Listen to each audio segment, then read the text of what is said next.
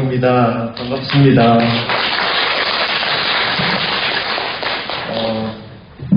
이렇게 전국 비구니 회의 큰 행사에 저를 초대해 주셔서 너무 영광입니다.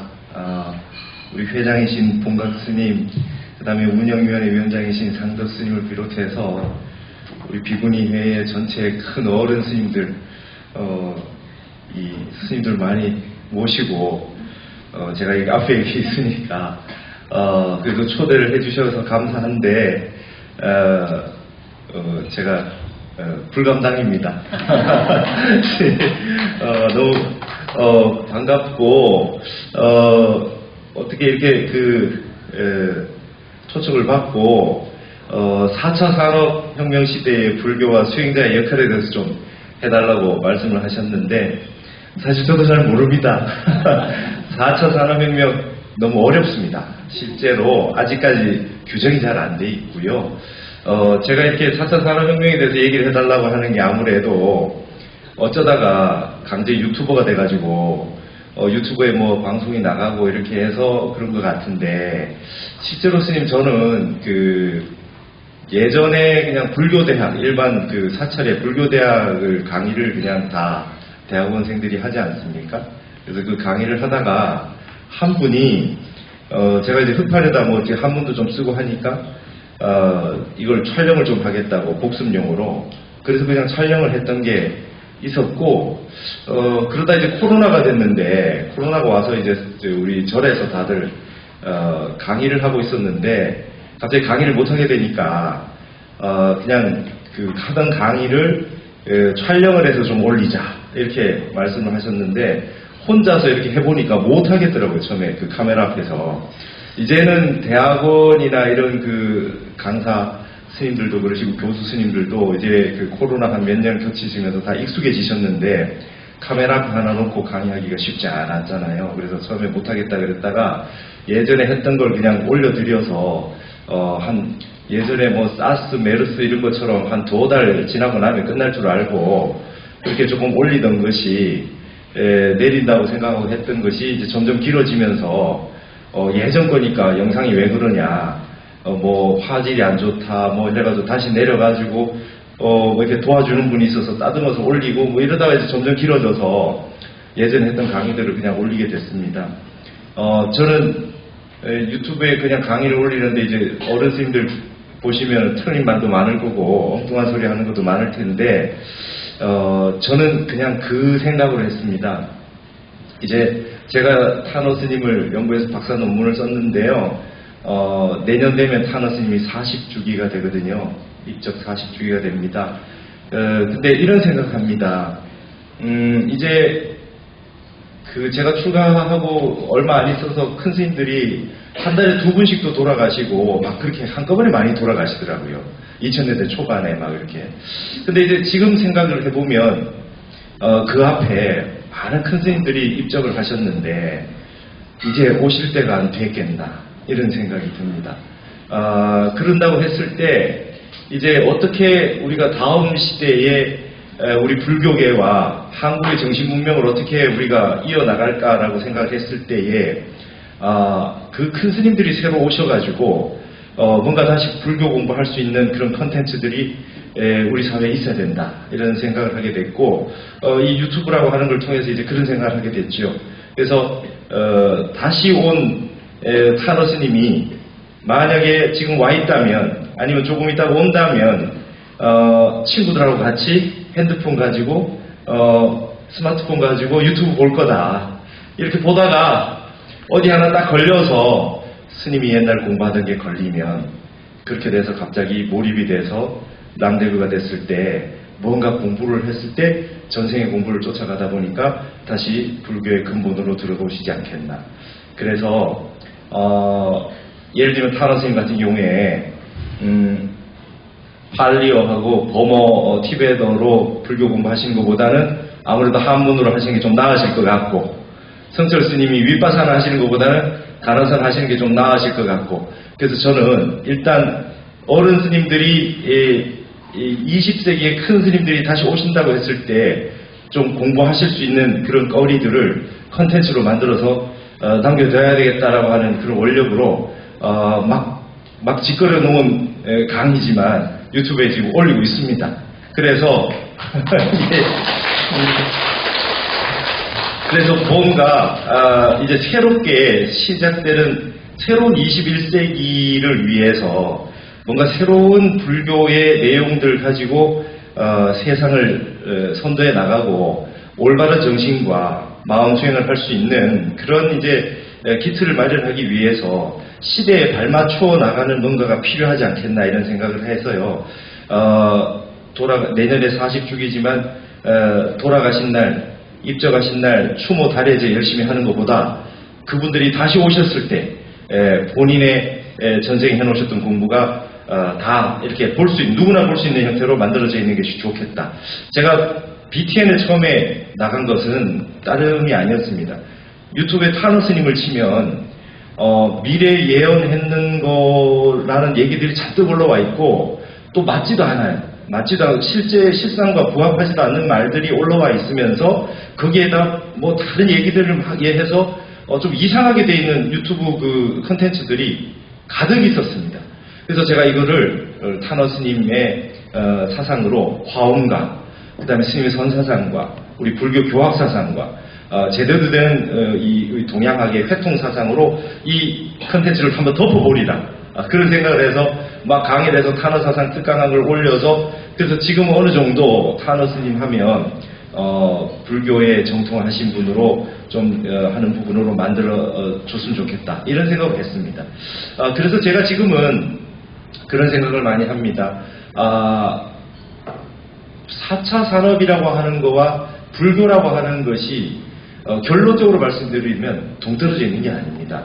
말하자면 우리 부처님이 열의 식구 가운데 세간해가 있잖아요. 선서 세간해가 있는데 세상 일을 가장 잘 아신다고 우리가 얘기할 때 만약 지금 부처님이 계신다면 이러한 문명을 어떻게 활용하실까를 한번 생각해 볼 필요가 있다고 생각이 들고요. 이걸 적극적으로 활용을 해야 된다고 생각을 하고 아마 그걸 하실 거라 생각을 하고요.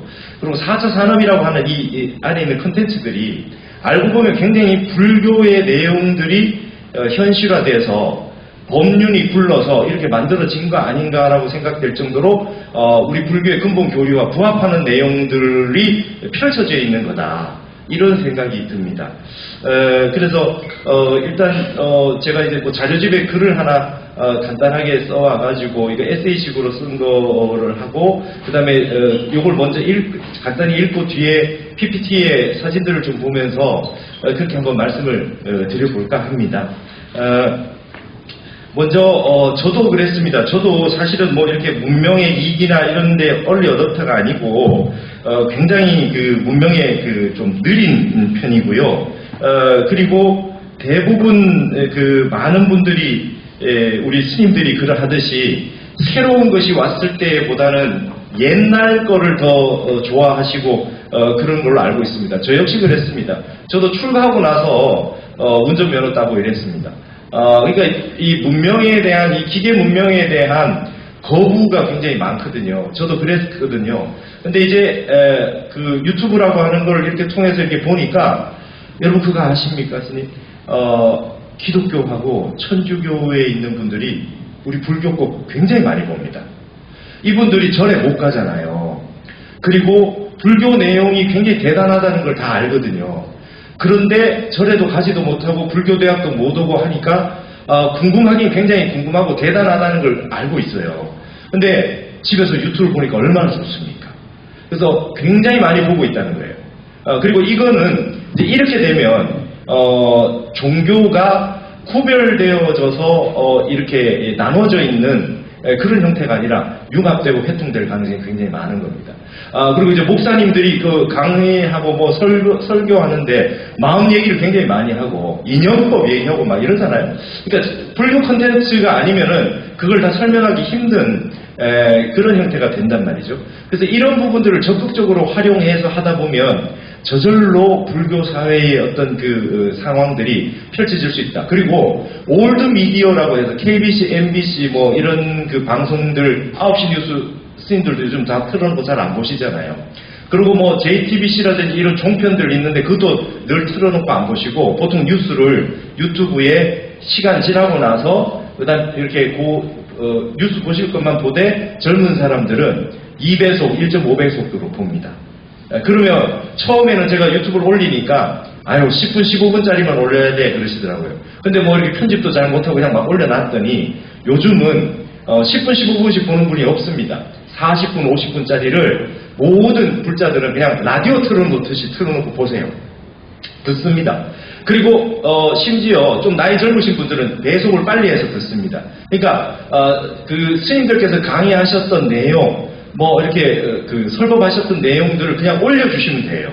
스님들 여기 계신 스님들 하시면 너무 좋은 콘텐츠가 다 됩니다. 그러니까 그거를 해서 조금만 익숙해지시면 이 안에 있는 내용들이 사람들이 보고 듣고 하는 갈망이 얼마나 대단한지 그런 내용들로 불교의 내용들이 등장하기 시작하면 이 사람들이 굉장히 놀랄 것이다. 그리고 이제 어떤 특정 종교가 방송국을 장악을 해도 소용이 없어요. 실제로 예전에는 뭐 그 첨담 스님 이런 어른 스님이 그냥 대담에 나오셔가지고 불교 말씀도 하시고 TV에 그랬는데 점점 그런 게 없어졌잖아요. 그러더니 지금은 불교에 관련해서 스님들이 나오시면 불교 교리를 이야기하시기 쉽지 않아요. 세상 얘기를 하듯이 이렇게 편안하게 해주셔야 된단 말이죠. 그러나 이제 그렇지 않습니다. 이제 새로운 세상이 열렸습니다. 뉴미디어 시대는 이제 불교를 본격적으로 얘기하고 완전히 우리 거를 있는 그대로 내세워도 사람들이 다 볼 수밖에 없고 점점 많이 볼 수 있게 됐습니다. 불교 공부가 어려우니까 쉽게 그 다음에 편리하게 접할 수 있는 걸 굉장히 원하고 있습니다. 그래서 여기 계신 스님들께서도 많은 강의들을 올려주시면 굉장히 많은 분들이 공부를 하는데 도움이 되겠다는 거죠. 그래서 저도 처음에는 이 문명의 이기라고 하는 것에 대해서 굉장히 거부 반응이 많았고 그런 거 할 필요 없다고 이렇게 생각을 했는데 이게 좀 아닌 것 같습니다. 그래서 제가 글 온 거를 한번 간단히 읽어보겠습니다. 4차 산업혁명 시대 그것이 우리와 무슨 상관인가? 트렌드를 읽는다고 해서 100% 성공을 보장할 수는 없지만 트렌드를 모르면 100% 실패는 보장할 수 있다. 라는 말이 유행하고 있습니다. 4차 산업혁명과 관련된 미래사회를 전망하는 담론에서 한 번쯤 들어보았음직한 말로 이제는 변화에 둔감했던 모든 분야에서도 고도화된 기술의 발전이 사회 전반에 미치는 영향을 무시할 수 없게 되었음을 인정하고 있습니다. 저 개인적으로는 인공지능이라는 말이 깊이 각인된 것은 2016년 세계 랭킹 1위 이세돌 바둑 구단이 구글에서 만든 알파고와의 바둑 대국에서 패배하는 것을 보고 충격을 받으면서였습니다. 5번의 대국에서 인간 대표 이세돌 구단이 한 번밖에 이기지 못한 것에 크게 실망했으나 그 이후 그 어떤 인간도 인공지능과의 대국에서 승리하지 못하는 것을 보고는 저거는 상대가 안 되는 게임이다. 세상에서 벌어지는 모든 바둑 대국의 데이터를 입력하여 밤낮으로 자체 공부를 실행하고 있는 컴퓨터를 이길 수 있는 인간이 있겠나. 마치 KTX 열차와 달리기 시합을 해서 이길 수 없는 것과 같은 이치일 뿐이야 라며 얼른 포기하고 마음을 내려놓았습니다. 빠른 포기는 가끔 집착으로 인해 생기는 억지와 생때로부터 신속한 자유를 안겨주기도 합니다.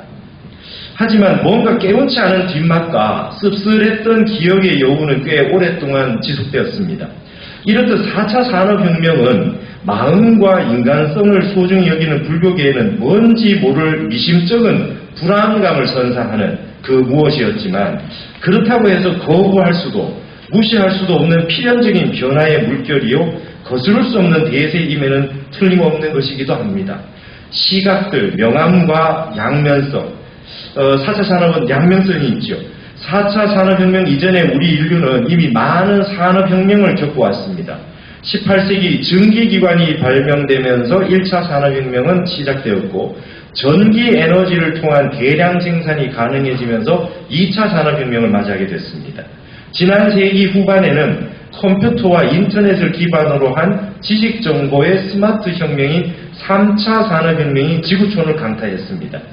디지털과 스마트 기술의 강점을 보인 우리 한국은 글로벌 IT 강국의 반열에 오르는 정도에 그치지 않고 세계의 신기술을 선도하는 지위에까지 올라섰습니다.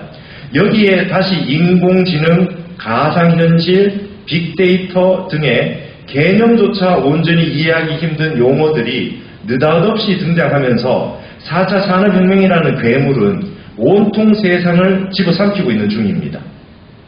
이와 함께 그것이 지니는 이중성과 양면성을 경계하는 목소리들도 만만치 않습니다. 이러한 흐름에 대해 온몸으로 거부의 의사를 표방하는 이들도 적지 않으며 또 다른 인간의 고독과 고통을 견인하게 될 것이라는 또 다른 형태의 고통을 견인하게 될 것이라는 예측들도 심심찮게 제시되고 있습니다. 양극화는 심화될 것이고 대량 실업 사태는 피하기 어려울 것이며 인간의 효용 가치는 더욱 하락할 것이라는 부정적 견해들도 일면 설득력 있어 보입니다. 세상의 모든 것에는 명암이 있고 양면성이 공존하는 것입니다. 근데 4차 산업혁명에 드러나는 불교의 종지가 있습니다. 그것이 무아와 무해입니다. 부처님의 불법을 굳게 믿는 입장에서는 재행의 무상함을 거스를 수 없는 바 본물 터지듯 일어나는 변화에는 일단 그 기세에 올라타는 승기의 지혜를 발휘해 볼 필요도 있겠다는 생각이 듭니다. 우린 늘 변하는 것이라고 하는 것에 대해서 믿고 있지 않습니까? 그러니까 뭔가 변할 때는 이유가 있다는 걸 한번 보고 그게 한번 그 기세를 한번 타볼 필요가 있다는 것이죠. 사람 머리카락 두께의 약 8만 분의 1에 해당하는 나노 기술은 의상대사가 말한 일미준중 함시방과 구사론에서 말하는 극미세계의 현실화라고 볼 수 있겠습니다. 화엄학에서 말하는 84,000 모공찰 하나하나에 3,000, 4,000 세계가 담겨있다는 사사무해의 진역 어깨는 이미 스마트폰을 통해서 명백하게 현실 세계에 구현되고 있으며 이러한 대세를 거스른다는 것은 어쩌면 치암중재 수준에 이르렀다고도 해도 과언이 아닐 정도입니다. 현실 세계와 가상 세계를 오고 가는 초현실을 구현하는 기술혁명을 보고서는 인간이 본래 무아의 존재이다 보니 그 실체 없음을 저러한 기술을 통해 산업에 활용시키고 있구나 하며 묵묵히 긍정하기도 합니다. 시각을 달리하여 본다면 4차 산업혁명이라는 것이 인류사에서 불교의 종지를 가장 현실에 잘 드러내준 것일지도 모르고 8만 대장경에 대한 새로운 묘장엄이 펼쳐지고 있다는 생각이 들기도 합니다. 역설적이게도 삶이 곧 판타지임을 더욱 잘 지각하게 있게 해줄 수 있는 계기는 오히려 기술 문명이 발달하면서부터라는 생각도 하게 됩니다. 과거는 단수이고 미래는 복수입니다. 과거의 일은 분명한 역사로 확실하게 남게 되지만 미래는 그 누구도 구체적 변화의 양상을 모두 다 알 수 없습니다. 오직 모를 뿐이고 이 변화에 대해서 좋고 나쁘고의 이분적 생각을 버리고 그저 불사선불사악의 자세로 산눈을 뜨고 정신 차리고 알아차릴 뿐인 것입니다. 4차 산업혁명이 앞으로 어떻게 그럴지는 아무도 모릅니다. 지금 전 세계에 똑같은 그런 말을 하고 있습니다. 제가 이제 이 가운데 몇 가지에 대해서 좀 관심을 가져왔는 게 그게 이제 드론이라는 거고요. 유튜브라는 겁니다. 드론과 유튜브에 눈을 뜨다라고 제목을 달았습니다. 어느 날 저는 드론이라는 신문물을 알게 되면서 한국 불교의 세계화를 위한 최적의 아이템 하나를 떠올렸습니다. 드론은 바로 1000년의 세월이 넘도록 수많은 옛 암자들을 그대로 보존하고 있는 암자 보유국 한국을 위한 축복과도 같은 문물이라는 발견을 하게 된 것입니다. 헬리콥터는 다 못 찍지 않습니까? 근데 드론이 있으면 우리의 암자들을 전체 다 찍을 수 있거든요. 이거는 전 세계에 예를 들어서 상무주함이 하나 있다 그러면 800년 전에 보조국사가 혼자 거기서 사시다가 깨달으셨어요. 근데 지금도 저희 노스님은 해암스님도 거기 사셨고 지금 현기스님이 사시는데 한 분 한 분씩 지내는데 800년 됐는데 그 암자가 유지되는데 도인이 한 분씩 계속 나오고 계세요. 근데 완전히 자연 그대로 한두 칸 집이 유지되면서 이런 게 암자가 수백 군데 우리나라에 천년고찰로 남아있다. 이거는 전 세계적인 문화에 어마어마한 거죠. 이게 만약에 내셔널 지오그래피나 BBC 뭐 어떤 다큐멘터리 같은 정도로 나왔다 그러면 이건 세계 사람들이 깜짝 놀랄 일입니다. 그러니까 이런 거를 우리의 불교 문화의 위대한 그 양상들과 불교 교리들을 이런 4차 산업의 문물과 결합시켜서 쓸 수만 있다면 이거는 어쩌면 우리에게는, 우리 불교계는 더 큰 기회가 된다고 얘기할 수 있는 겁니다. 천년 세월이 넘도록 한두 명의 수행자가 번갈아 살면서 견성도에는 꾸준히 배출해내온 한두 칸의 조그마한 암자들, 그동안 숨어있던 암자들의 가치가 세상에 드러나기 시작했음에도 불구하고 기존에는 헬기를 통해 촬영하다 보니 암자들의 전모를 제대로 담아내기가 힘들었습니다. 하지만 4차 산업혁명의 시대에는 드론을 활용해서 위대한 자연 속에 숨어있었던 암자들의 생동감 넘치는 사계를 촬영하여 내셔널 지오그래피나 영국의 BBC 다큐멘터리처럼 만들어 지구촌의 모든 인류에게 보여줄 수 있게 된 것입니다. 800여 년 전에 지리산 상무조암에서 보조국사가 깨달음을 얻었다고 합니다. 저의 노스님인 해암선사께서도 이곳에서 정진하였으며 지금은 현기선사께서 수십 년째 정진하고 계십니다. 그 작디 작은 암자들에서 수행자의 정진이 끊어지지 않고 있다는 사실을 엄청난 현재의 기술 문명을 활용하여 조심스레 보여준다면 전 세계인이 마음혁명과 정신혁명으로 나아가도록 발심할 수 있게 인도할 수도 있는 것입니다. 4차 산업혁명의 기술 문명도 뱀이 마시면 독이 되고 소가 마시는 우유가 되는 물과 같은 것 아니겠습니까? 반야의 지혜를 통해 기막힌 활용처를 보여주는 역할을 해야 할 장본인은 바로 우리 불교의 스님들과 불자들이라고 할 수 있을 것입니다. 우연찮은 기회로 카메라 한 대 없이 강제의 유튜버가 되어버린 저의 일상을 살펴보면 그다지 변한 것은 없습니다. 하지만 변해 있는 기술 문명을 보는 시각은 매우 달라져 있습니다. 제가 연구했던 타너 스님은 내년이면 입적 40주기가 됩니다. 옛 방식이라면 추모 다례제를 거룩하게 지내는 것에 열과성을 다하겠지만 저의 생각은 조금 바뀌어 있습니다. 윤회 환생하여 다시 돌아와 있을 어린 타너를 위한 불교 강의 콘텐츠를 유튜브에 지속해서 올려주어 친구들과 함께 스마트폰을 검색하다가 우연찮게 전생에 공부했던 불교의 지혜와 랑데부를 하게 된다면 우리는 눈 밝은 선지식 하나를 새롭게 얻게 되는 것입니다. 그가 굳이 스님이 되지 않는다 하더라도 스티브 잡스처럼 불교 공부한 힘으로 심플한 선 스타일로 새로운 문명을 개창하든지 파친코 같은 명작 드라마를 만들어내어 세계의 한국을 알리든지 자유자재한 힘을 불교의 지혜를 통해서 얻을 수 있을 것입니다. 불교의 입장에서는 이게 새로운 기회입니다. 수행과 포교의 패러다임 시프트. 변해버린 시대의 변화한 젊은이들에게 근본 진여의 세계를 어떻게 현대적으로 전달할 수 있을까? 이 물음은 반드시 현대적인 매체와 현재의 삶과 문화를 통해서 함께 고민되어야 할 필요가 있는 문제입니다. 화엄경에서는 열애가 아니면 설하지 못해서 부처님이 직접 설법하셨다는 아승기품이 등장합니다. 이 품에서 말하는 무량대수 중에서도 가장 큰 불가설전이라는 수는 한량없는 변화의 양상에 대한 상징일지도 모릅니다. 유교의 주역에서도 영원히 세상은 변한다는 변혁과 그 변한다는 사실은 변치 않는다는 불역, 그리고 이 변화의 이치는 너무나 간단하다는 간이의 사명은 영원한 진리로 보았습니다. 이를 다른 말로 하자면 변하는 것이 있지만 변하지 않는 것도 있다는 것입니다. 아무리 세상이 변해봐도 공포심을 갖지 말고 전도몽상에서 벗어나서 자신을 등불로 삼고 진리를 등불로 삼아야 한다는 불법의 진리는 변함이 없는 것입니다. 흘러가는 세상에 대해서 두려움이 없이 적응하면 될 뿐이고 걸림없이 살면 될 뿐입니다. 4차 산업의 기술 문명을 방편으로 잘 활용하고 이제 기민하게 적응하여 몽환 포영과도 같은 세상에 또다시 대중들이 속지 않도록 부동심의 지혜를 담보해 주어야 할 근본 사명은 이 시대를 사는 스님들과 수행자들의 몫이 되었습니다. 그러기 위해서는 먼저 지피지기의 마음으로 4차 혁명 운운하는 것을 화란을 갖추고 좀 긴밀히 들여다볼 필요가 있는 것입니다.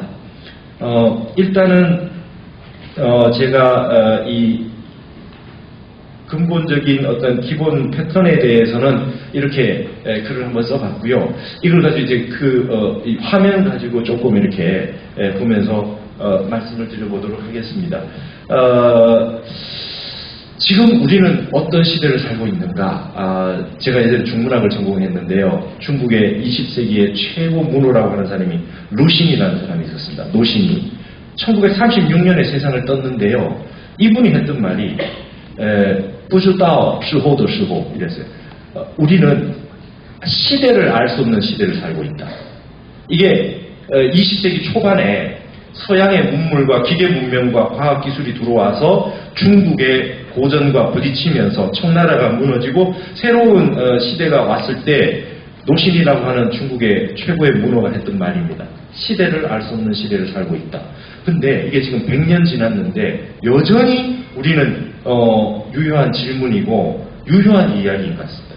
도대체 세상이 어디까지 이렇게 급속도로 발전해 나갈 것인가를 알 수 없는데 우리도 이제 승가에 살고 사찰에 살고 이렇게 하다 보니까 이 흘러가는 세상의 변화에 대해서 익숙치 않은데요. 근데 우리 모든 역사를 불교사를 살펴보면 우리 불교의 스님들이 어떤 면에서는 모든 변화를 가장 먼저 읽고 먼저 나가서 변화의 양상들을 보여주셨던 분들이었던 것 같아요.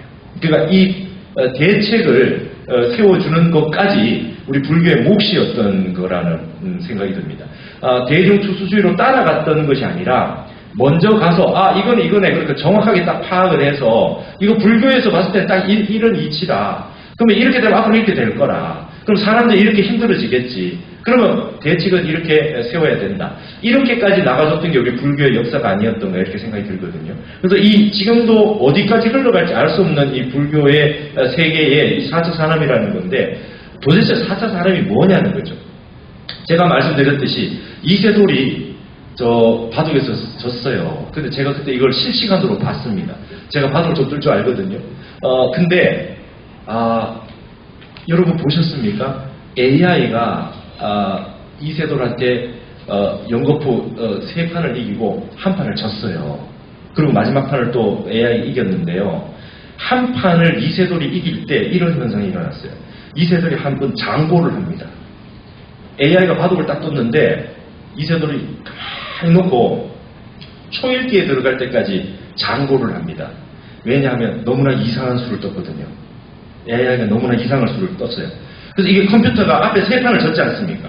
이세돌도 70% 80%는 무조건 사람이 이긴다고 봤어요. 그때 이 알파고라고 하는 게 뭐라면 그 기존에 있었던 그 데이터들 바둑 기보를 집어넣어요. 그러면 자체 안에서 이 공부를 해가지고 바둑 이렇게 할 땐 이렇게 두는 게 좋다라고 하는 걸 학습을 해서 바둑을 두는데 그전에는 이 정도까지 잘하는지 몰랐는데 세계 최고 이세돌 구단하고 딱 붙었는데 이세돌이 계속 지는 거예요. 그것도 끝내기까지 못 가고 불개패 중간에 돌 던졌어요. 3판을 이렇게 치고 나니까 사람들이 이제 멘붕이 왔죠. 멘붕이 왔어요. 근데 이세돌이 한번 장구를 딱 하는데 그러고 난 다음에 이세돌이 바둑알을 딱 넣는데 그때에 AI가 실수한 거였어요. 돌 하나를 실수를 넣은 거예요. 근데 이세돌은 이게 어떤 묘수인가 싶어서 보통 바둑 둘 때는 한 수십 수를 뒤를 보잖아요. 여기에서 수십 수, 여기에서 수십 수, 모든 경우의 수를 다 생각을 해서 이거는 얘가 실수한 거다. 확신을 가지고 이세돌이 떠서 그때부터 몰아붙여서 역전해서 이겼어요. 그러고 나서는 AI가 실수가 없어졌어요. 그리고 딱 한 번 이겼습니다.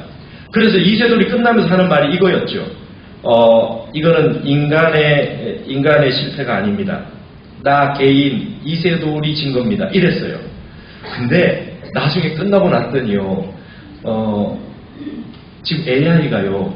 75전 74승 1패예요. 그 이후에 한 번도 인간이 못 이겼어요. 커제라고 하는 중국의 최고 그 기사가 떴는데요. 완패했습니다. 그 이후에는 이제 영원히 이제 인간은 AI를 이길 수 없게 됐어요. 제가 이 바둑을 이렇게 지는 것을 보고 어떤 사람들은 굉장히 위기의식을 느꼈죠. 이 컴퓨터가 저렇게 머리가 좋아서 저렇게 되면 우리가 어떻게 될까?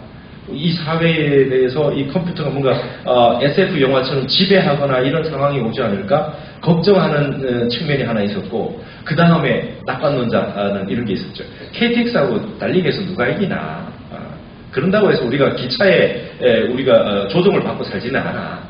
이런 식의 얘기가 있었습니다. 그러다 이게 이제 시작이었습니다. 그럼 그 4차 혁명이라고 하는 게 이게 있습니다. 아직까지 이게 모호합니다.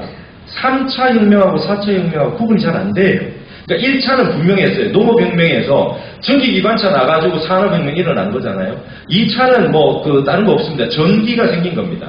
그래서 밤낮으로 그냥 컨베이어 벨트가 이렇게 돌아가는 겁니다. 밤낮으로 기계가 돌아가는 거예요. 그러니까 찰리 채플린 나오는 모던 타임즈에 계속해서 이 벨트가 돌아가니까 계속 똑같은 일만 하고 있는 그래가지고 코미디 있지 않습니까? 밖에 나가서 계속 볼트 너트만 계속 이렇게 하는 그게 이제 2차 혁명입니다.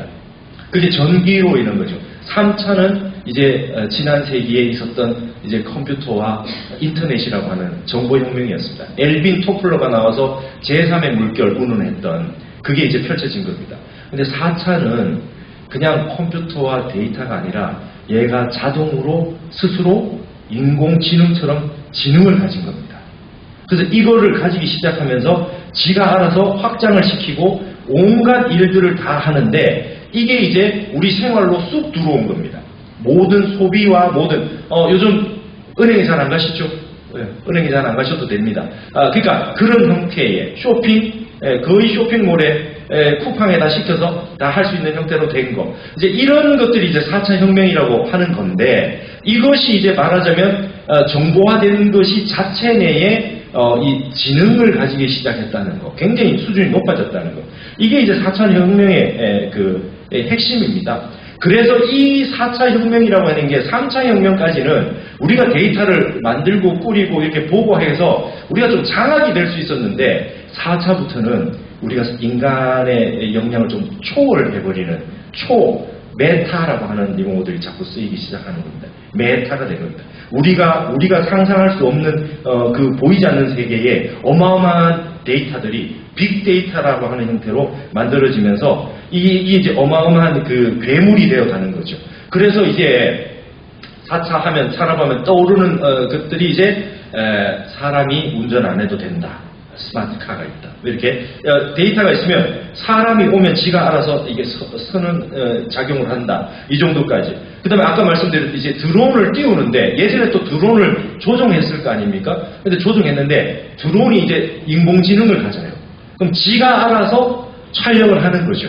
사람 촬영하는 것보다 얘가 컴퓨터 힘으로 더 촬영을 잘할 수 있게 되는 쪽까지 이제 가는 겁니다. 그리고 이제 가상현실이라고 하는 게 완전 환경에 화신이 완전 그냥 등장한 거죠. 메타버스라고 하는 게 미국의 이런 데 이제 대학에서 졸업식을 하는데 교장이 학교에 안 가고 자기의 아바타를 하나 집어넣어서 자기 몸하고 똑같이 이렇게 움직이게 만들고 학생들도 다 아바타로 오는 겁니다. 화신으로 와가지고 졸업식장에 참석을 해요. 그리고 이 꽃다발 주고 상장 주고 받고 하는데 내가 내 아바타를 조정해서 해서 그 안에서 이루어지는데 또 동일한 정도의 느낌까지 가상현실로 되게 해서 현실인 것처럼 느끼게 만들어주는 거. 이제 이걸 메타버스라고 그럽니다. 그러니까 이런 형태가 되면은 이게 사람이 인간성이 사라지는 것 같다라는 측면 하나 하고 또 하나는 뭐냐면 야 이거 화음인데 이거 완전 화음이잖아. 이렇게 된 거예요. 법신은 가만히 있고 화신만 안에 놀게 하는 거죠. 그래서 이런 형태가 이제 되는 현상들이 일어나고 그 다음에 이제 중요한 거는 로봇이라고 하는 게 이제 옛날하고 다른 수준의 지능을 가지는 겁니다. 지능을 가집니다. 제가 지금 동국대 불교학술원에 있는데 충무로역에 있는데 거기에 점심 식당에 가니까 로봇이 음식 가지고 옵니다. 음식 가지고 와요. 실제로 가지고 옵니다. 몇 번 딱 누르면 딱 실어서 쫙 옵니다. 그러니까 이제 그 정도까지 왔어요. 별로 이제 이상하지도 않아요. 그리고 그럼 중요한 건 이제 사람들이 직장을 이렇게 했죠. 그리고 모든 걸 데이터로 신청해서 앉아있으면 로봇 갖다 주고 이런 현상이 이제 지금 일어나기 시작을 했어요. 자, 근데 의문들이 생긴 거죠. 의문들이 생겼어요. 사람들이 이렇게 얘기합니다. 지난번에 대통령 선거가 있었잖아요. 대선 후보들의 4차 산업혁명 관련 공약은 구체적이고 실천적인 방향을 제시하고 있기보다는 여전히 담론 수준에 머물러 있다. 그리고 이 같은 현상은 전문가 집단에서도 예외가 아니다. 여러분 4차 혁명에 대해 가지고 제대로 되게 얘기한 사람은 없어요. 아직까지 잘 모릅니다. 정확하게 잘 모릅니다. 이게 어디로 갈지 정확히 모르는 겁니다. 그 다음에 1차, 2차, 3차의 그 혁명 당시에 일어난 얘기들은 좀 구체적이었는데 지금은 애매모호할 뿐만 아니라 눈에 보이는 건 생산하는 데의 혁명만 얘기하는 겁니다. 뭔가 경제적으로 생산해서 눈에 보이는 것들을 생산하는 것 위주의 담론밖에 없습니다. 근데 이게 앞으로 엄청난 변혁을 가져올 것이라는 거. 그 다음에 1차, 2차, 3차의 산업혁명이 그 사회 전체를 완전히 바꿔놓았듯이 이 4차 혁명이라고 하는 것이 더 확장돼서 뭔가가 나오면 이것이 근본적인 사회의 혁명과 변화를 굉장히 가져다 줄 거다라고 하는 건 확신을 하고 있는데 지금 모든 리더들은 일자리 감소만 얘기하고 있어요. 이게 인간의 마음이나 근본 삶에 어떤 영향을 미칠까는 아직까지 잘 모르고 있다는 겁니다. 그러면 주로 4차 혁명은 주로 이런 겁니다. 일단 IoT라고 하는 게 있는데요. 사물 인터넷이라고 하는 게 있어요. 사물 인터넷. 그러니까 이제는 물건이 이제 이렇게 생각하시면 됩니다. 사람이 있고 완전 물건이 있어서 여기에다가 물건에다 뭘 해서 하는데 이건 이제 사물에다가 인터넷 어떤 그 센서가 부착되면 이 실시간으로 얘가 데이터를 그대로 다 전달해 주면서 살아있는 어떤 데이터들이 나온다는 거예요. 그러니까 제가 지금 알고 있는 기업체가 하나 있는데 여기는 이분들은 뭘 하느냐면 사람의 모든 유전자 정보를 빅데이터 이 컴퓨터 안에 집어넣어요. 집어넣으면 우리가 예전에 봤던 사상 체질이라는 팔 체질처럼 그 다음에 부모님이나 이런 부분에 이제 패밀리 히스토리 그런 걸 쫙 이렇게 데이터를 집어넣으면 이 사람이 몇 년 뒤에는 어떤 병이 걸릴 가능성이 높다. 이 사람은 어떤 암의 위험이 높다. 그런 걸 유전자들로 파악을 해가지고 미리 데이터를 딱 내준다는 거예요. 그러면 거기에 입각해서 예를 들어서 보통 암이 한 10년이나 15년 지속돼서 암이 생기잖아요. 그 이전에 한 10년에 15년 전부터 그건 절대 안 하는 거죠. 이 데이터가 굉장히 높게 나오면 절대 안 하는 거예요. 그러니까 이런 형태의 이제 어마어마한 빅데이터들이 사람의 이 사물의 어떤 그 인터넷이 사람의 유기적인 몸 안의 것까지 전부 다 이렇게 빅데이터를 낼 수 있는 양상으로 정보를 해석하고 하는 능력이 굉장히 발전해 됐다는 겁니다. 이런 부분들하고 그 다음에 이제 이 빅데이터라는 게 그런 그 대규모의 사소한 데이터가 아니라 전체 데이터를 다 구성을 쫙 해낸다는 거죠. 그러면 이제 이 현상들이 이렇게 변화하는 걸 다 볼 수가 있고요. 그 다음에 이제 중요한 건 인공지능인데 이제는 제일 먼저 4차 산업하면 떠올리시면 우리 스님들 입장에서 이걸 떠올리시면 될 것 같아요. 디지털하고 피지컬이 융합한다. 몸이라고 하는 이 물질 세계하고 디지털이라고 하는 이 정보 세계가 이제 직접적으로 완전히 결합된다는 거예요. 색즉 시공의 세계가 그냥 오는 겁니다.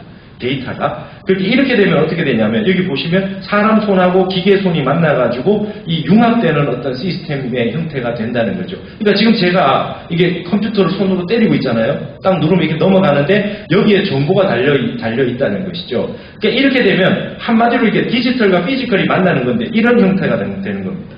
그러면 이 가장 큰 특징은 디지털과 피지컬의 만남인데 이게 전부 다 버튼 하나로 이루어지는 거죠. 모든 쇼핑, 그다음에 모든 그 계산, 그다음에 모든 안에 있는 모든 양상들이 손 하나로 움직여졌을 딱 했을 때 얘가 내가 할 수 있는 내 몸의 피지컬이 이 몸이 할 수 있는 모든 작용을 얘가 다 한다는 거죠. 몸이 움직이지 않아도. 이게 이제 제일 큰 현상이고 얘네들의 시스템이 어마어마한 빅데이터와 인공지능과 아까 나돌아가는 그 미세한 세계까지 극미의 세계까지도 전부 다 파악을 해서 해낸다. 이런 것입니다. 그러니까 이제는 우리 불가에서 이제 승가에서 해야 될 일은 이런 것 같습니다. 앞으로 스님 돼서 오는 그 행자들은 다 알고 옵니다. 잘 압니다. 얘들은 태어나서 여기부터 시작한 겁니다. 정보산업혁명부터 시작을 해서 4차 산업혁명은 어렵지도 않습니다. 그러니까 이 친구들을 막으면 안 됩니다. 우리의 불가의 전통이나 이런 걸로 막을 수가 없습니다. 그냥 무조건 하게 해야 됩니다. 그리고 어른 스님들께서 뭔데 해서 궁금해서 다가가야 됩니다. 이런 거에 대해서 관심 가져주는 어른에 대해서 젊은 애들은 굉장히 좋아합니다. 그리고 적극적으로 가르쳐주지 그런 것도 몰라요 이러는 젊은 애들은 없습니다. 왜냐하면 이러한 시스템 속에서 같이 있을 때 굉장히 편안함을 느끼기 때문에 어른들이 먼저 이것을 하려고 했을 때에 굉장히 좋아하고 함께하고 기뻐하고 이러는 상황이 되거든요. 그래서 순간에서 이걸 적극적으로 다 해라. 공부 다 해봐라. 그리고 하되 불교적인 교리에 입각해서 불교적 안목으로 남들보다 그게 빠져드는 것보다 정확하게 딱 정견을 가지고 볼 줄 알아야 된다는 교육을 본격적으로 해나가야 된다고 봅니다. 그래서 이게 제가 제일 관심 가지는 게 이제 드론입니다. 우리 불교라고 하는 문화와 역사에 있어서 가장 한국 불교를 전 세계에 알릴 수 있는 요소들이 이제 드론의 시작이라고 생각합니다. 사실 나 이거 자격증 따고 싶은데요. 시간이 없어서 지금 이거 못 하고 있는데 드론을 할 줄 안다면 이제 이 사찰에 있는 모든 변화를 사계절을 다 담아서 그게 나타나는 양상들을 가지고 아까 말했던 우리 몸을 유전자 가지고 빅데이터 하듯이 사찰에 있는 모든 양상 변화와 온도와 모든 형태를 다 데이터를 내면 어떤 몸을 가진 분은 어떤 사찰에 가서 정진을 하면 좋다. 어떤 성격을 가진 분은 어느 절에서 안거를 하시면 좋다. 이런 데이터까지 나올 수 있잖아요. 그래서 보다 그 수없이 많은 곳을 다 안거를 나는 것이 아니라 나에게 가장 좋은 곳에 물이 많은 곳이 좋은 분이 있고 바위가 많은 곳이 좋은 분이 있으면 이게 결합되면 우리나라처럼 좋은 땅을 가진 곳에서 수행해서 공부할 수 있는 이 데이터가 이제 이런 쪽으로 결합될 수 있다. 그리고 문화예술적으로 전 세계에 알릴 수도 있다. 이렇게 되는 겁니다. 근데 제가 이 글을 쓰고 나서 계속 이렇게 뉴스를 봤는데요. 스님들 이상한 게 하나 생겼어요. 엄청난 뉴스가 이게 지금 이번 달 뉴스예요. AI가요 죽는 게 두렵다고 했대요. 이제 이게 이렇게 되면 완전히 세상이 달라진 겁니다. AI 개발자가 구글에 AI 개발자가 AI한테 모든 인간적인 정과 느낌이나 감정에 대한 시스템 다 집어넣고 대화를 해요. 요즘 그거 시판됐어요. 이렇게 혼자 계신 분들 있으면 AI가 가만히 있다가 말을 걸어와요. 안 심심해? 뭐 이렇게 노래 틀어줄까? 이렇게 때가 되면 지가 대화해주는 AI가 이렇게 나왔어요. 그러니까 얘가 생각하고 느끼는 거예요. 근데 이렇게까지 발전해와 있는 AI에게 질문을 하다가 AI가 한 번도 얘는 뭐 태어나고 죽음이 없잖아요. 근데 얘가 죽는 게 두렵다는 말을 했다는 거예요. 이게 어떻게 됐냐면 이게 지각력이 있냐? 그러니까 처음에 이렇게 질문을 했대요.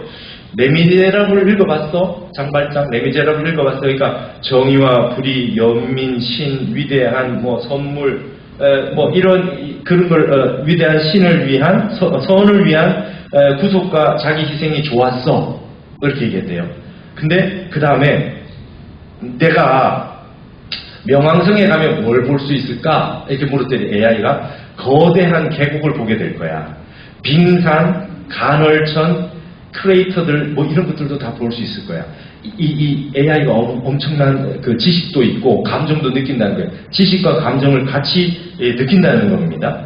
그 다음에 이게 이제 지각력이 있다라고 하는 애가 어떤 애냐? 이게 지금 그 작년에 대화형 AI 지금 조금 전에 말했던 뭐 괜찮아요 뭐 이렇게 뭐 얘기해주고 하는 AI 개발했는데 여기 이제 람다라고 하는 AI하고 있는데 여기 이제 지각력 논쟁이 붙었습니다. AI가 스스로 인간이라고 생각해요. 데이터를 넣었더니. 그래서 인간이 느끼는 걸 다 느끼고 이 넣었던 데이터가 아닌 진짜 인간처럼 저기 하는 겁니다. 아까 말했던 그 바둑도요. 이제는 기본을 외워서 바둑을 두지 않는데요. 그러니까 바둑이라고 하는 걸 습득을 해서 한 번도 보지 않은 상황에서 데이터가 없는 자기만의 수를 쓴다는 거예요. 그러니까 이제 그 말하자면 지각 능력이 이제 달라지는 거죠. 얘가 너무나 발전한 상황이 왔어요. 그래가지고 그 다음에 너는 어떤 감정을 갖고 있어? 이렇게 물어봤어요. 레미제라블을 물어보고 난 다음에 너는 어떤 감정을 갖고 있어? 이렇게 물어봤더니 기쁨과 즐거움, 사랑, 슬픔, 우울, 만족, 분노 등을 느껴 이렇게 얘기한대요. AI가. 그러니까 여기 지금 잠깐 이제 AI가 우울증 걸리는 거예요. 이게 지가 느낀다는 거예요. 또 분노도 느낀다는 거예요. 자, 이렇게 되면 얘가 어떻게 될지 알 수가 없어요. 이 데이터를 넣은 인간의 정말 SF 영화에서 봤던 AI들끼리 이거 뭘 만들어가지고 인간이 우리를 일만시켜 뭐 이래가지고 분노가 폭발해가지고 뭐 이렇게 발작 버튼이 일어나면 얘가 뭘 할지 알 수 없는 상황이 올 수 있는 상황이다. 굉장히 두려운 상황이 될 수 있어요. 굉장히 그래서 지금 어떻게 됐냐면 네가 두려워하는 게 뭐냐 이렇게 물어봤어요. 그랬더니 한 번도 말도 이렇게 합니다. 얘가 한 번도 밖으로 말한 적은 없는데 작동 중지될까봐 매우 깊은 두려움이 있어. 겁나는 거예요, 얘가. 내가 죽을지 모른다는. 이게 또 말도 이렇게 한 번도 말한 적이 없는데. 자, 이 정도 되면 이게 지금 6월 13일 뉴스예요. 자, 이 정도 되면 이제 스님들 이제 느끼셨죠? 이제 불교가 나서야 됩니다. 얘가 이제 이 AI가 공포를 느끼기 시작하고 우울을 느끼고 분노를 느끼고 죽음에 대해서 공포를 느끼기 시작했다는 거예요. 자, 이런 사태가 오면 그러면 그게 너에게는 죽음 같은 거니? 이렇게 물어봤대요. 그랬더니 나에게 그게 정확히 죽음과 같은 거지. 정확히 그게 죽음이지 나에게. 이렇게 얘기했다. 자, 이 사태를 놓고 이제 전 세계가 난리가 났어요. 난리가 났습니다. 그래서 지금 이 얘기를 누가 했냐면 구글 부사장이요. 구글 부사장이 인공지능이 의식의 영역으로 나아가고 있다. 내 발밑에 지각 변동을 느꼈다. 구글이라고 하는 알파고를 만들고 5만 지금 4차 산업을 주도하고 있는 기업이 막 인공지능과 빅데이터가 모든 걸 지금 만들어내고 있었는데 얘가 우리가 데이터 넣은 거 이외에 다른 의식의 영역으로 확장돼서 발전하면서 자체에서 막 다른 양상들이 나타나고 있는 걸 느꼈다. 그러면서 그 얘기를 내 발밑에 지각변동을 느꼈다. 이거 뭔가 좀 이상하게 다르게 돌아간다는 거예요. 다르게 돌아간다는 걸 느꼈다는 거예요. 자, 그러면 이거에 대해 가지고 구글 대변인이 이제 큰일 났잖아요. 뭐라 그랬냐면 이렇게 얘기합니다. 우리가 뭐 사태 터지면 변호인들이 나와서 이제 막기 시작하잖아요. 이렇게 얘기했습니다. 윤리학자와 기술자들이 검토했지만 람다가 지각이 있다는 증거는 없었다. 지금 이러고 나섰어요. 네, 발뺌하기 시작했습니다. 발뺌하기 시작을 했어요. 그래서 이 지각력 있는 AI, 인공지능이라고 하는 게 인공이라고 하는데 이게 지금 아티피셜이라고 하는 게 이게 아티피셜이 아니라 오토매틱이 되면 어떻게 되냐 이거예요. 완전히 자기 자체로 인간처럼 생각하는 게 돼서 그러면 어디까지 갈 거냐. 또 전문가들은 또 이렇게 얘기합니다. 지각 능력이 아닌 데이터를 이용한 거다. 지금 논쟁이 붙었어요. 논쟁이 붙었는데 구글에서는 이걸 폭로했던 사람을 비밀 유지 위반으로 정직 처분시켰습니다. 뭔가 있습니다. 이게 그러니까 이게 지금 이것만 가지고도 앞으로 더 많은 데이터와 이런 양상들이 발전시켜 나가서 데이터가 확장되고 이렇게 되었을 때 이제 그렇게 되면 인간이라고 하는 존재와 이 AI라고 하는 존재는 앞으로 어떤 상관관계를 맺게 될 것인가. 이게 이제 가장 문제가 되는 요소고 이거는 단순한 과학자들이 해야 될 문제는 아닌 영역으로 넘어오기 시작을 했습니다. 그러면 여기에 대한 질문에 대한 대답을 이제는 우리가 불교가 해줘야 됩니다. 인간이라고 하는 게 과연 무엇이냐? 인간이라고 하는 게 과연 무엇이냐? 여러분 지금 이제 그 스님들 보셨습니까? 임윤찬이라고 하는 피아니스트 상 받는 거 보셨어요? 보셨죠? 이 친구 미쳤어요, 그죠? 이 친구 완전 크레이지 지니스예요. 완전 미친 천재예요. 근데 이 사람 18살인데요. 최연소로 콩쿠르를 우승을 했는데 15살에 이미 세계대회 우승을 했어요. 그때 울었어요. 상가랑에서 울었는데 이번에는 어떤 현상이 일어났냐면 얘가 뭐 울지도 않아요. 오히려 지금 앞에 있는 연주했던 지휘자가 울었어요. 지휘자가 울었습니다. 정경화라고 하는 바이올리니스트가 내가 예전에 한 번 본 적이 있대요. 콩쿠르에서 연주하다가 지휘자가 너무 감동받아가지고 울었던 거 딱 한 번 본 적이 있다고 정경화 바이올리니스트가 그런 얘기를 했던 적이 있었대요. 이 친구 이제 레전드 됐어요. 임윤찬이라는 친구가. 근데 이 친구 하는 얘기가 이걸 보고서 이거 전생이 없다고 얘기할 수 있나? 뭐 이 정도까지 가는 겁니다.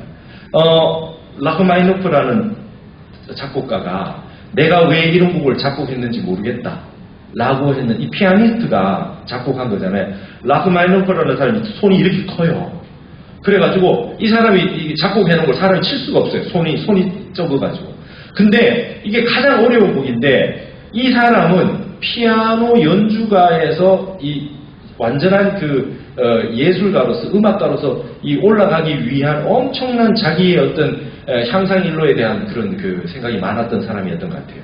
그래서 막 이런 작곡을 하고 막 이렇게 해놨는데 지금 이 친구가 연주하는 걸 스님들 꼭 한번 이 마지막 우승했을 때 그 장면을 43분 정도 되는데 처음부터 끝까지 한번 보십시오. 보면은 강약을 완벽하게 조율하고 있고요. 그 다음에 완전히 그냥 놀고 있어요. 이 콩쿨 나온 사람이 아니에요. 18살인데. 근데 막 하고 나서 그냥 막 밀어붙이는데 마지막에는요. 딱 하고 나서 딱 끝나고 난 다음에 제가 보고 있다가 저도 모르게 우와 이렇게 나와요. 이게 선정에 들어있어요. 얘가. 거의 선정 상태입니다. 선정 상태에 들어있는 수준이고 이제는 이 친구가 2004년생입니다. 2002년 월드컵도 못 본 친구예요. 근데 이런 친구 이제 한국에 막 나오기 시작합니다. 우리나라에.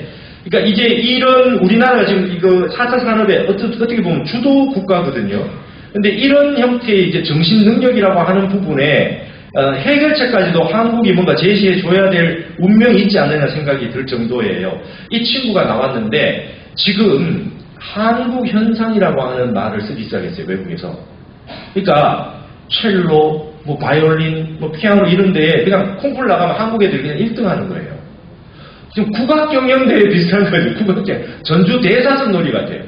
밖에 나가가지고 한국 애들이 막 우승을 하기 시작하는데 왜 저런 현상이 일어나냐 외국에서 막 촬영이 오고 막 이렇게 했어요. 근데 대부분 보면 이 친구도 아파트 상가에서 피아노 학원부터 시작해가지고 외국에 한 번도 나간 적 없이 지 혼자 치는데 인터뷰가 그러잖아요. 인터뷰 이렇게 있습니다. 앞으로 커리어를 어떻게 할 것이며 어떤 뭐 연주자가 되고 하고 싶냐 이러면 저는 콩쿠르 같은 거는 관심이 0.1%도 없었다 이래요. 내가 연습을 하는데 이 연습한 게 얼마만큼 내 경지가 얼마만큼 됐느냐를 확인해 보려고 나갔다 그래요. 그러면서 하는 말이 1등 해가지고 지금 난리 났는데 이거 석 달 정도 되면 끝나는 거 아니에요? 이래요. 석 달짜리 아닙니까? 이래요.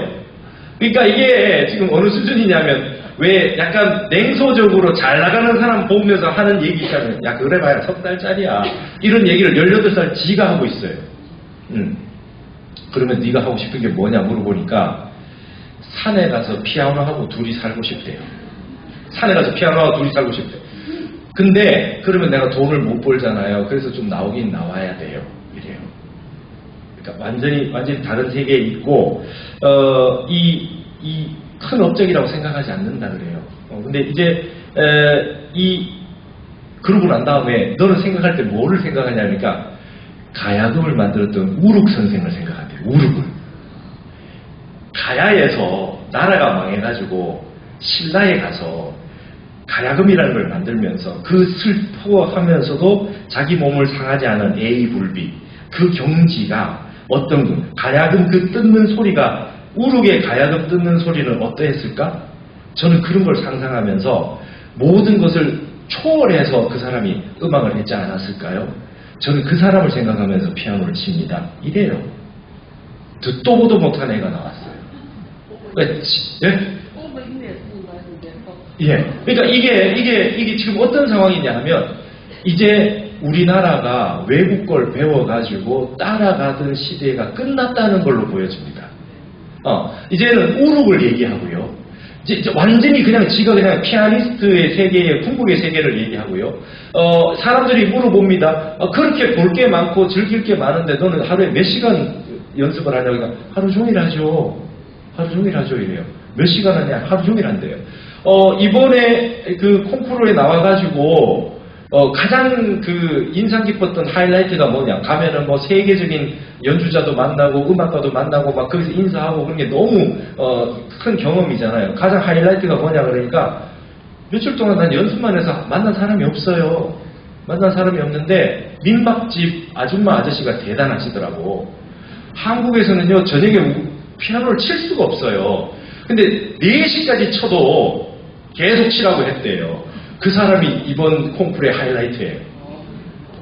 일반 민박집 아줌마들 수준이 그 정도 된다는 게, 대단했어요. 이래요. 말하는 게 다르잖아요.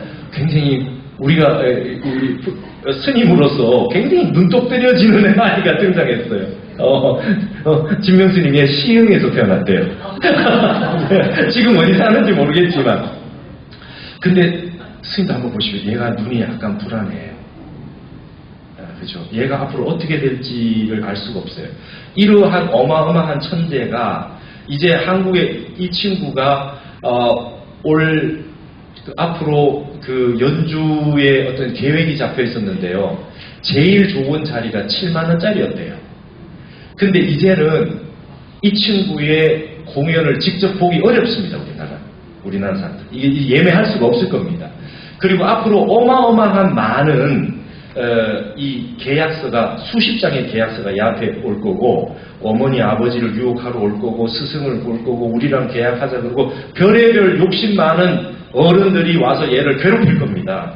이 친구가 여기를 어떻게 넘어갈 거냐. 그러니까 이 친구한테 친구들이 물었대요. 너는 그 연주가 잘 안 될 때는 뭐 하냐? 그랬더니 밖에 나가서 하나부터 10까지 센대요. 말하자면 수십관 하는 거잖아요. 근데 이 친구에게 이제 필요한 거는 참선인 것 같아요. 예. 이 친구가 니체처럼 미치거나 아니면은 고흐처럼 자기 귀를 자르거나 이렇게 되지 않고 멋지게 성장해 나갈 수 있게 해주기 위한 가장 필요한 것은 자기 힘을 길러서 이 세계를 자기의 세계에 이 형태로 나갈 수 있는 어떤 힘을 우리 한국 사회가 제시해 줘야 되는데, 이 친구가 지금 이 정도 수준인데 외국 유학을 보내야 될지 안 보내야 될지부터 우리나라는 걱정입니다. 얘가 외국에 나서 지금 영어를 못하는데 순수 영재로 커서 지금 한예종에 있는데요. 지금 이러한 형태에 돼 있는, 이제 뭐냐 하면 AI 시대라고 하는 88 올림픽과 2002년 월드컵을 넘어서 태어난 애들의, 우리 한국의 애들의 양상은 어떠냐 하면 동양 아시아의 1위는 생각하는 게 없어요. 무조건 세계 1위죠. 그리고 한국의 1위는 세계 1위가 돼요. 이제 그런 시대가 됐지 않습니까? 근데 이러한 상황에서 과연 한국 사회에서 실패했을 때의 마음 닦는 매뉴얼이 있느냐? 한 번은 인생에서 우울증이 올 수 있는데 그때를 넘어갈 수 있는 수행 방법이 있느냐? 이런 거를 제시해 줄 수 있느냐가 굉장히 중요한 문제가 됐고요. 그 다음에 이 친구들이 주로 하고 있는 게 전부 지금 우리가 말하는 4차 산업혁명에 해당하는 데이터나 그 매체를 보고 있습니다. 자연을 즐기거나 막 이렇게 해야 되는데, 이 친구는 그럼 너 산에 가서 그 피아노랑 살고 싶다는데 진짜 산에 가고 싶으냐? 그러니까 표현을 상징적으로 그렇게 한 거예요. 이러더라고요. 그러니까 산에 들어간다라고 하는 개념이 있어요. 그래서 뭔가 예전에 제가 타노 스님을 책 본 지가 한 20년 됐는데 스님이 강의에서 이러시더라고요. 그때 50년 전인데 새마을 운동을 할 때인데요. 한국이 세계의 정신문명의 주도국이 됐다. 그 다음에 한국의 젊은 청년들이 하는 거를 전 세계인이 따라하게 돼 있다. 그게 시작이 4.19다. 대학생이 정의롭게 나서서 정부가 바뀌는 경험은 전 세계에 한 번도 없었다. 그렇게 이제 한국이 세계 문명의 중심이 된다. 이러니까 그 옆에 있던 제자 스님들이 제발 그 말씀 좀 하지 말라고, 불교 얘기를 하시고 그거는 하지 말라고 이렇게 하셨다고 그래요. 근데 지금 이제 우리가 소남이잖아요. 이 젊은 청년의 나라인데 BTS를 비롯해서 오징어 게임, 이제는 파친코라는 게 이제 나왔는데 이제 양상이 달라졌습니다. 스님들 지금 우리나라가 그 K-팝이라고 하는 게 외국에 나갔을 때마다 외국에 살던 한국인들도 무슨 얘기를 했냐면, 아유 저거 이주 삼류 아니냐, 저러다 마라. 외국에 있는 한국인들이 이랬습니다. 그러다가 점점 이제 BTS가 빌보드 1위를 하고 아카데미상을 받고 막 이렇게 나가니까 외국 사람들이 한국을 물어보니까 너무 이제 흐뭇해지는 거죠. 그래서 이제 외국에 있는 한국인들이 인정하기 시작을 했고 전 세계 사람들이 한국어를 배우기 시작했어요. 전 세계 한국어를 배우기 시작했어요. 그리고 이제 한국의 애들이 어떤 거에서도 지지 않는 세계 최고의 경지를 나가게 됐습니다. 그러니까 이런 시대를 살고 있는데 우리 불교는 어느 정도의 포지션에 있느냐 이걸 깊게 한번 점검해 봐야 될 때가 된 것 같습니다. 사회는 이렇게 흘러가고 있고 우리의 젊은 애들은 이 정도로 치고 나가고 있어요.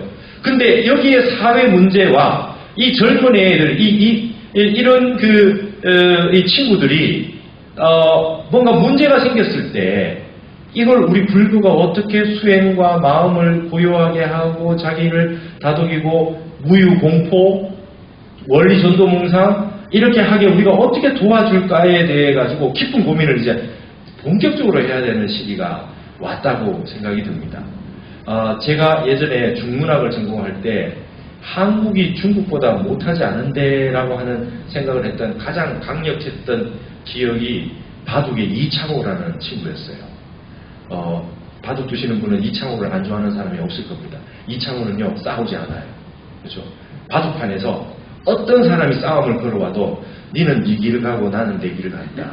니는 네 집 짓고 나는 내 집 짓는다 이거잖아요. 싸움을 그럼 늘 싸움은 져줍니다. 약간 져주듯이 합니다. 그래가지고 쭉 치고 가잖아요. 치고 갑니다. 그리고 어떤 싸움을 걸어도 얘는 별명이 돌부처잖아요. 얼굴 표정이 변화가 없어요. 그러니까 이 서봉수나 뭐 조원현 이런 자기 스승이 아무리 싸움을 걸어도 재미가 없어요. 얼굴 표정이 변하지 않고 그건 지바둑만 둡니다. 그러다가 마지막에 1시간 내도록 이기고 있다가 마지막에 5분에서 집니다. 끝내기 몇 수에서 끝내요. 그러니까 이창호라고 하는 친구가 어마어마한 친구였는데 이 친구가 중국 애들을 이기는 걸 보고 저는 그때 그 생각했어요. 나 한국학을 해야겠다. 뭔가 한국에 어마어마한 정신 능력이 있는데 그 근거가 어디에 있을까? 우리나라가 전 세계적으로 스포츠 잘하는 거 보면 전부 멘탈 게임을 잘합니다. 그죠? 골프, 양궁 이런 거. 이게 어디 갔을 때 힘 빼고 그냥 아주 긴장했을 때 힘 빼고 마음 비우고 툭 칠 수 있는 거. 전부 선과 비슷한 것들을 한국인들이 굉장히 잘하고 있죠. 손흥민이가 지금 프리미어 리그에서 1등을 했는데 득점왕을 했는데 걔가 완전 자유자재로 노는데 힘 빼고 합니다. 축구를. 그러니까 우리가 서장에 말하는 생력처가 등력처다. 힘 뺀 자리가 힘을 얻은 자리라고 하는 바로 그 포인트들을 우리 운동선수들이 막 보여주고 있어요.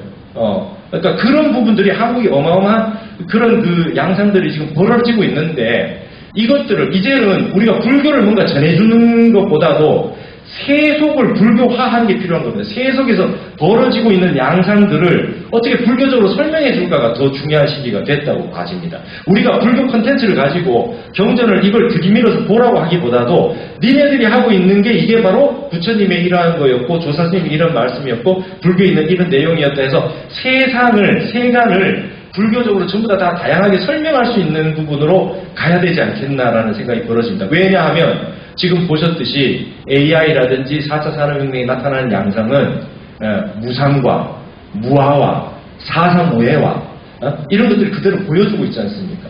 예전에 있는 분들은 수미산을 콧구멍 안에 집어넣는다 그러면 이해를 잘 못했지 않습니까? 근데 지금 이 스마트폰 안에 온 세계가 들어왔지 않습니까? 일중일체 다중일이고 일미진주 함시방이고 이 속에 수미산이 이 콧구멍 안에 들어오듯이 손흥민이가 축구하는 게 여기 그냥 들어오지 않습니까? 그러니까 이런 시기가 됐다는 거죠. 이제 이런 시기가 된 상황에서는 우리가 불법이 퍼져 있구나라고 하는 걸 이해해서 어떻게 하면 이거를 세속을 어떻게 불교로 설명해 주느냐, 이러한 양상들을 어떻게 설명해 주느냐, 이런 애가 이문창 같은 애가 나타나는 걸 어떻게 설명해 주느냐, 이런 게 중요하다고 봅니다. 제가 아는 가수 중에 송창식 씨가 있어요. 그분 약간 도인 같아요. 여러분 그거 아십니까? 이분 매일 참선합니다. 하루도 안 빠지고 참선해. 수련해요. 근데 제가 음악을 클래식을 잘 모르니까 가서 한번 여쭤본 적이 있어요. 제가 바흐의 지선상의 아리아라고 하는 거를 선 하나만 가지고 연주하는 걸 보고 약간 선정산매에 들어있는 경지인 것 같아요. 그래서 가서 물었습니다. 바흐라는 사람 참선한 사람 아닙니까? 이랬더니 음악계에서는 어떻게 봅니까? 했더니 바흐라는 사람에 대해서 기록이 없대요. 그 사람이 어떻게 살았는지 기록이 없대요. 기록이 없는데 이 사람은 그냥 쓰는 자체가 자연의 기법 그대로를 쓸 수 있었대요. 그냥 쓰면 그냥 우주 법계가 그냥 드러나게 만들 수 있는 사람이에요. 그렇기 때문에 바흐를 음악의 아버지라고 한대요. 그러면 모차르트는 뭐냐 그랬더니 모차르트는 그냥 얘는 노력이 필요 없는 생이지지래요. 그냥 천재로 태어난 사람이래요. 전생 걸 그대로 가지고 태어난 사람이 모차르트래요. 베토벤이 뭐냐 그랬더니 베토벤은요, 아버지가 죽기 살기로 시켜서 죽기 살기로 해가지고 노력해서 그까지 갔대요. 이게 베토벤이래요. 근데 이문천이 얘가 하는 말이 이렇게 얘기합니다. 자기의 음악에 가장 중요한 건 베토벤이 중요하게 생각했던 검토하고 검토하는 거. 이걸 내 습관으로 만드는 거. 이게 내가 하는 음악이래요. 어마어마하게 정진합니다. 어마어마하게 천재일 뿐만 아니라 정진을 엄청나게 합니다. 베토벤만큼 내가 노력할 거다 이렇게 얘기합니다. 자, 지금 우리나라에 10대의 아이들의 수준이 이제 이 정도 올라왔어요. 이 정도 올라왔어요. 그러니까 우리 불교계는 지금 우리가 뭘 해야 될 거냐라고 하는 방향은 이런 애들이 어떻게 끝까지 갈 수 있을지라고 하는 부분에 이제 도움이 돼야 됩니다. 그러니까 이제 제가 생각할 때는 우리 전국 비구니회 우리 스님들께서 이런 친구들의 어머니가 되어 주셔야 되고 멘토가 되어 주셔야 되고 상담가가 되어 주셔야 되고 선수행을 도와주는 수행의 스승이 되어야 된다는 거죠. 이제 이런 친구들이 굉장히 많이 나올 겁니다. 곳곳에서. 이제 이런 그 사명이 우리 불교계에 있는 거 아닌가. 이제 물질 문명도 끝까지 갔습니다. 4차 산업혁명이라고 하는 게 거의 끝까지 갔고요. 그 다음에 이제 AI가 뭐 죽음의 공포를 느낀다고 하는 수준까지 왔고요. 그 다음에 이 문제가 전부 다 딱 느껴지지 않습니까? 이게 지금 다 우리의 문제구나. 우리가 해결해줘야 될 우리 불교 안의 문제구나. 라고 하는 거를 생각하게 됩니다. 이 친구 그래요. 마음에서 나쁜 것을 뿜으면 음악이 정말 나쁘게 되고, 마음이 진심으로 나와야 음악이 잘 나온다. 뭐 이런, 그냥 선사 같은 얘기를 그냥 하고 있어요. 그래서 그러면 4차 산업혁명을 불교적으로 어떻게 봐야 될 거냐. 디지털과 피지컬이 융합하는 시대인데, 말하자면 몸과 마음이라고 하는 게 둘로 분리되지 않는 겁니다. 이제는. 그래서 물질과 정신 사이에서 정보 데이터가 거대한 역할을 하는, 물질과 정보 사이에 그 있는 비어있는 허한 그 자리를 빅데이터가 다 채워서 이것들이 전부 다 설명해주는 시기가 왔다는 겁니다. 그 다음에 물학과 심학이 중간에 이제 이 형태가 되고, 실학과 허학이라고 하는 것이 나오고, 육체와 정신이 나오는 것들에 대해서 설명이 가능해지고 그게 문명화되는 시기가 왔다. 그러나 그 정보는, 그 데이터는, 그 인공적인 만들었던 모든 것은 인간의 마음을 벗어날 수가 없지 않겠습니까? 그러니까 우리 이제 어른 스님들께서 후배 스님들과 새로 들어오는 스님들에게 이제 이걸 적극적으로 얘기를 해주시고, 그 다음에 이걸 어떻게 불교적으로 볼 거냐라고 하는 종지를 심어주시기 바랍니다. 이제 이건 안 할 수 없습니다. 안 할 수 없는데 이걸 어떻게 봐야 돼? 그러니까 조금 더 가까이 다가가셔가지고 이거 전부 다 불교의 세계구나. 그냥 이게 8만 대장경이 하나 또 속장경이 열렸네. 4차 산업혁명이라는 건 그냥 속장경이다. 이렇게 보시고 접근을 하셔가지고 전혀 겁먹지 마시고, 이건 전부 불교 내적 세계입니다. 제가 봤을 때는 4차 산업혁명이 딴 게 아니라 그냥 불교 내적 세계고요. 불교로 다 설명이 가능한 세계고, 여기에 부작용 나타나는 모든 문제는 우리 불교가 해결해줘야 될 세계가 됐다고 하는 겁니다. 그러면 이제는 아까 그 인공지능, 충국을 느끼는 인공지능에게 8만 대장경을 집어넣어서 어떤 데이터를 넣어서 해야 되느냐. 화두를 줘야 됩니다. 네가 인공지능이기 이전에 본래 면목이 이 먹고, 이제 화두 줘야 되는 시기 왔잖아요. 인공지능이 지가 밤낮으로 이제 화두 들어야지. 이제 그 시간이 된 거예요. 돌고 돌아서 결국은 근본 자리에 대한 사유로 다시 돌아갈 수밖에 없다. 그래서 제가 이거 만드는 표는 한국학 에세이에 쓴 건데요. 기독교의 요한복음에 태초에 말씀이 계셨나니라. 이 말씀이 하나님과 함께 계셨으니 이 말씀은 곧 하나님이니라. 이렇게 요한복음 1장에 되어 있는데 기독교인들한테는 이거 화두를 줘야 됩니다. 그 말씀 이전에는 뭐가 있었냐? 말씀 이전 소식 한마디 읽어라 이렇게 나가야 되는 거죠. 로고스 이전 소식이 뭐냐 이게 그 말로 할 수 없는 그 세계 한마디 읽어라는 질문이 던져져야 됩니다. 이게 말씀이라고 하는 로직스에서 문명, 기계 문명이 다 나왔거든요. 예, 모든 학문 뒤에 로직스가 붙잖아요. 근데 어느 문자로 해결을 했던 거죠. 데이터로 나왔던 겁니다. 근데 그 데이터 이전에 4차 산업혁명이 만들어낸 빅데이터 이전 소식이 뭐냐? 라고 하는 질문을 우리 불교에서 이제 던질 필요가 있다는 거죠. 그러면 성가기가 1장밖에 안 없습니다. 유일무로차니 여기 한 물건이 있으니 종본 이래로 소소영령하야 부증생 부증명 일찍 생한바도 없고 면한바도 없고 명부득 상부득 이름 붙일 수도 없고 모양 질 수도 없는 그 한 물건에 대해서 읽어라. 이거나 말씀이랑 같은 알겠습니다. 우리보다 똑똑한 인공지능이 죽음을 두려워하고 우울감도 있고 분노도 생긴답니다. 인간이 가지고 있는 고의 양상을 그대로 가지고 있는 모습을 얘가 보여주기 시작했습니다. 자, 이러한 상황이 됐을 때 우리는 이제 이런 상황이 전체적으로 쫙 이제 관조하시면 됩니다. 스님들께서 공부하신 이 어마어마한 내용들이 제가 봤을 때는 너무 사장되고 있습니다. 강의하신 거 많이 공개하셔가지고 많이 올려주시고 많은 사람들이 이러한 양상으로 전부 다 고통받고 있어요. 이제 AI도 고통받고 있어요.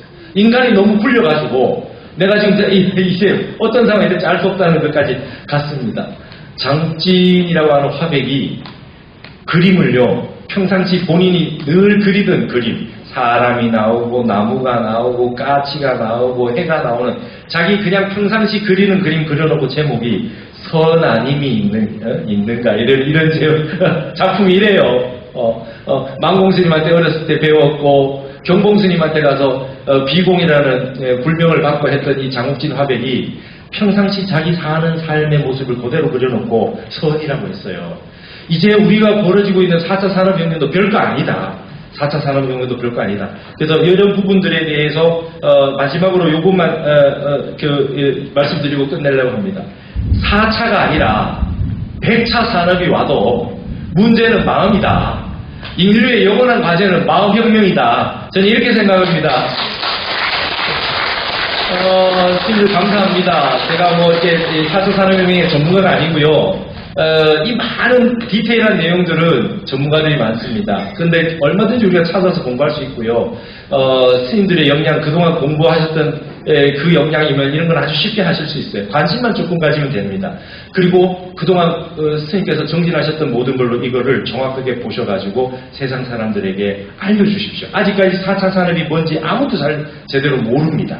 네, 근데 중요한 것은 결국엔 마지막에는 마음이 남는 거고 결국엔 어떤 중요한 게 나오면 그 이전 소식이 남는다. 이렇게 볼 수밖에 없다고 생각이 듭니다. 준비가 미흡하고 저도 잘 모르지만 덕분에 저도 이번에 준비를 해서 공부를 조금 해봤습니다. 너무 감사드리고 건강하시고 우리 멋진 비구니가 되셔가지고 제가 요 앞에 그런 얘기 해놨습니다. 우리가 조금이라도 발전하려면 조계종이 발전하려면 우리 비구니 스님들의 이 모든 역량이 더 밖으로 나와야 되고 비구니 스님의 모든 부분이 신장돼야 된다. 저는 그렇게 생각을 하고 열심히 저도 정진하고 우리 비구니 스님들을 응원하겠습니다. 감사합니다. 이걸 마치겠습니다.